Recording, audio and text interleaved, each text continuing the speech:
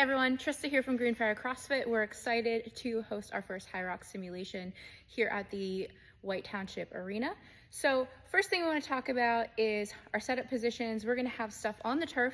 We're going to have stuff on the ice side that is completely empty right now. So we're going to use that space for different stations. We're going to use the top level of the gym for the ergs, for the row and the ski. And we're going to go ahead and use the back of the turf area where the pickleball courts are at for our wall balls. And then from there, you'll follow the hallway out to the finish line. There are going to be plenty of signs to help you and guide you through this, as well as judges telling you where to go and people kind of hanging around and volunteering. So a couple things that I do want to talk about. Everyone that's helping at this race is a volunteer. So what we expect from you as athletes is to be kind and talk to your judges. If at any point you get no rep or they tell you to go back and do something, they will explain to you why. So please be kind to our judges. They're volunteering to give you a good race. So it's something we expect from our athletes when they travel, so we ask that of people coming to our place as well. All of the sleds will be in here on the turf. The turf is a little bit easier as far as pushing compared to a Hyrox carpet. We are going to use the T-sled here for the push. So one thing I can tell you about the T-sleds, if you get just a little bit lower on the sled for that push, it makes it a little bit easier. So what we're looking for, we will have cones or lines across the floor telling you what you have to push the entire sled past. So you're getting into this position and driving the sled. You will have to turn these sleds around. It's going to be 25 meters down. You turn your sled and bring it 25 meters back. You can break this up with your partner however you want to. The difference of the Hyrox race compared to this race is you do not have to turn sleds around at your Hyrox race. So this is where it is a little bit different in the simulation. Next up is the pole sled, talking about events. On the sleds here, these are a little bit different shape than what they have in the Hyrox race, and they have giant ropes that go on each end, so you don't have to turn them around. Unfortunately, we don't have that, but this is a simulation. This is just giving you a feel of what your first Hyrox race would be like. So with these, we are going to hand over hand or pull to the hips and draw it in. We're not going to take steps backwards with this. These sleds move really well on this turf, so nobody should have any issues with it. I'll show you the two different styles that you can do. You can go to the sled and you can do that hand over hand pull, and then step back once you get that slack, or you can extend, you can do that back pull and use your hips to get that sled to you. Again, these are just the two different options that we're using here today. Same thing, you're gonna have to take the sled down, turn it around, and go ahead and bring it back. Next move that we're talking about is the farmer's carry. So with all of the stations that you're going to, including the sled, your partner has to follow behind you. So you can't have one person waiting at the other end, waiting for you to bring the kettlebells to them. You have to follow each other. So if one person is pushing the sled, the other one needs to follow and trail right behind. And you can switch off at any point. Same thing goes here with the kettlebell carries, which are also here on the turf. You're going to pick up your kettlebells and you're going to carry down and back, and in the lane it'll tell you how many times you need to make these trips with the kettlebells. You can set them down, next person can pick them right back up, and they can go back and forth. So what that's going to look like, you're going to grab kettlebells, stand forward, you're going to pass the line that's marked, bring your kettlebells, you set them down, step out of the way, and your partner can jump in from behind, grab, and keep going. That's how we're gonna do the kettlebell. Let's talk about the sandbag lunges and how it works in a partner situation. So with the sandbags, you cannot let your sandbag touch the floor. Women on this are using 20 pounds, men and mixed partners are using the 40-pound bags. You're responsible for making sure that you grab the correct bag.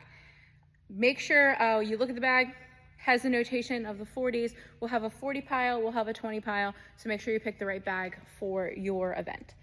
We're gonna put that sandbag on your shoulders and you're going to lunge. Requirements on the lunges, your knees have to touch the floor and you have to stand up. You cannot cha-cha-cha into place. You have to do a lunge, stand up, then into your next lunge, okay? You have to pass this bag Partner has to stand behind you as you pass the bag. So we're gonna do a little demonstration with this. JP is gonna start, and he's going to start, go that way. So grab your sandbags, face that wall over there. Other way, there you go, yep. He's gonna start lunging, and he's gonna tell me when he's ready to switch, and we'll show you exactly how he's gonna switch. So do like 3 for me. Switch. Okay, so I'm gonna come back, I'm gonna grab the sandbag from behind, onto my shoulders, and then I can start lunging. Then when I'm ready for that switch, I can tell JP, and we switch. So you have to communicate to your partners when it's time to switch, and when you're ready to switch, don't drop that bag. Make sure that you keep passing it back and forth. You can switch as many times as you want. The one that everyone despises most is the burpee broad jumps. So a few things on the burpee broad jumps: you cannot dive forward, you cannot walk your hands out forward, you have to put your hands in front of your feet, jump with both feet, and start again. When you're ready to switch out with your partner, they're gonna come right behind, step in, and start where you left off. So you can't take a couple extra steps in this, you wanna jump in right where your partner left off. So talking about the burpee broad jump, if the line is taped down where you need to start, you're gonna start with your hands behind that line here, and you can step or jump your feet in, and you jump with 2 feet. Your hands are going to go right in front of your feet. You're gonna come up, and you're gonna jump and land. Hands go right in front of the feet again, jump and land. Let's talk about wall balls. We have a 10-pound ball for ladies and a 14-pound ball for mixed doubles and for men. What we're looking for on this is that hip crease below the knee, so when you are squatting in that wall ball, your hip needs to clearly go below your knee and you're driving above your line. Women, no matter which category you're in, you're hitting above that 9-foot target. Men, you're hitting above the 10. So this is 100 wall balls at the very end. You can break this up however you want to. So just showing you a couple reps when you come up to your station. You're hitting that full depth in your squat.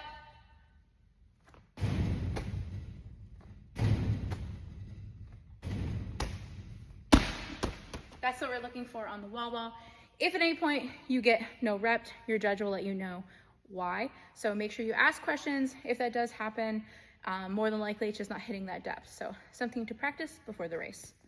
Let's talk about the ski erg, which is your very first movement after your first run. You can split up the ski however you want. The ski and the row will be at the top level of the gym. When you come in the front doors in the main lobby to register, you can see right into our doors. That is where your ski and your row is going to be. So ski erg's behind me. You're going to make sure that you hit 1,000 meters. You can raise your hand, you can yell to your judge, 1,000, and then you can take off back out for your run. You will see notations of where to go.